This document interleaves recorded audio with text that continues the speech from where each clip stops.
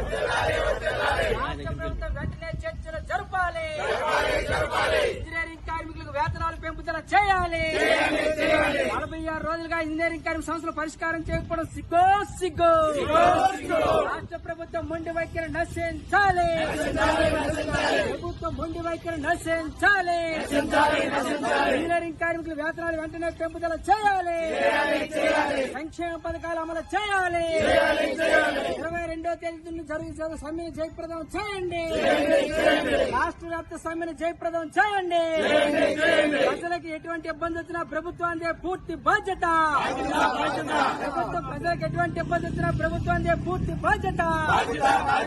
కార్మికులకు నిర్బంధంగా చేయడం అన్యాయం. కార్మికులకు ఇబ్బంది పాలు చేయడం అన్యాయం. రాష్ట్ర ప్రభుత్వం మొండి వైఖరి నశించాలి. రాష్ట్ర ప్రభుత్వం మొండి వైఖరి నశించాలి. వెంటనే చర్చలు జరపాలి. వెంటనే చర్చలు జరపాలి. సంక్షేమ పథకాలు అమలు చేయాలి.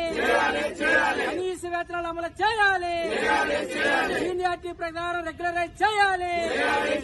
కనీస పెన్షన్ 10,000 రూపాయలు అమలు చేయాలి. రిటైర్మెంట్ బెనిఫిట్లు ఇవ్వాలి. గ్రాడ్యుయేటీ కల్పించాలి.